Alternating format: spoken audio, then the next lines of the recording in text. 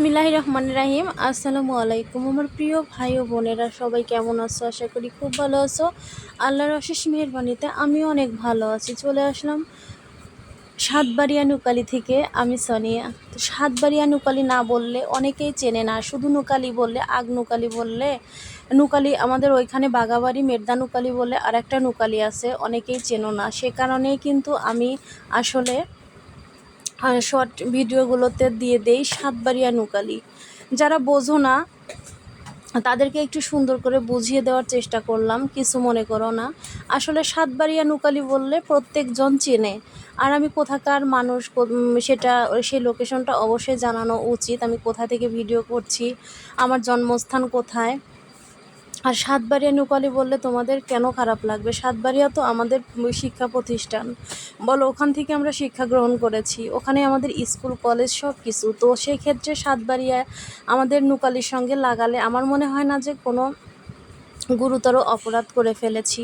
আমাকে একজন কমেন্ট করছিল গতকাল যে আমি নাকি নিজ গ্রামের নামটাও ঠিক মতো বলতে পারি না, অন্য গ্রামের তকমা লাগিয়ে ফেলেছি। তাকে তার উদ্দেশ্যে করে বলবো, আমি কষ্ট পাইনি বা খারাপ লাগেনি, তোমাকে একটা কথাই বলবো, সেটা হচ্ছে সাতবাড়িয়া নুকালি না বললে অনেকেই চিনে না, ভাবে কোন নুকালি থেকে বলছে, সে কারণেও বলা। আর সাতবাড়িয়া লাগালে আমার মনে হয় না যে এত খারাপ হবে বা বিষয়টা খারাপ হবে, এটা আমার মনে হয় না। সাতবাড়িয়াও আমাদের, নুকালিও আমাদের, আমরা তো সাতবাড়িয়া নুকালিরই মানুষ, তাই না? তো যাই হোক, আমি সাতবাড়িয়া নুকালির মানুষ বলে নিজেকে মানে অনেক গর্ববোধ করি, আমার খুবই ভালো লাগে। সাতবাড়িয়াও আমার অনেক প্রিয়, নুকালিও আমার অনেক প্রিয়, কেননা ওখানে আমার জন্ম। তো যাই হোক, সাতবাড়িয়া নুকালির মেয়ে আমি, আমার বাবার বাড়ি ওখানে। আর অনেকেই আমাকে জিজ্ঞাসা করো আমার ঠিকানা, আমার দেশের বাড়ি কোথায়।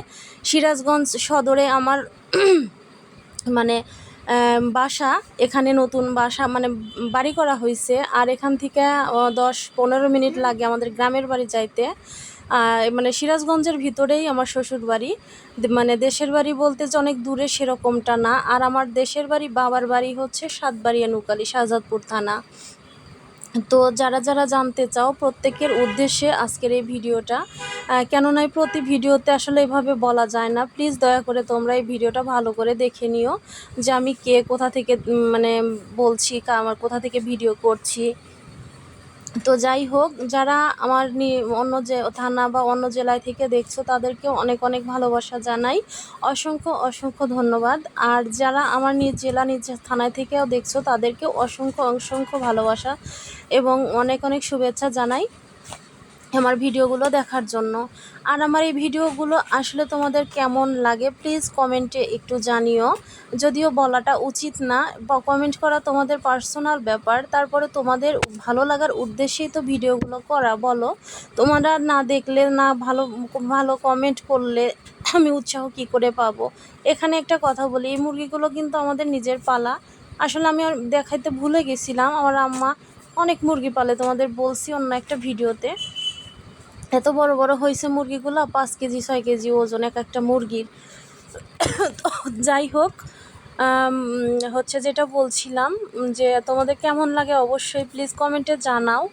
যে আমার শর্ট ভিডিওগুলো এবং লংয়ে যে কাজের ভিডিওগুলো আসলে কোন বেশি ভালো লাগে, কোন ভিডিওগুলো, আর অবশ্যই জানাবে, তোমরা জানাতে ভুলো না। আর আমি তোমাদের উদ্দেশ্যে ভিডিও করি বলে আমাকে কেউ খারাপ ভেবো না, ভিডিও করি বলে নষ্টা মেয়ে না। মানুষ ঘরে বাড়িতে বসেও অনেক কাজ করতে পারে।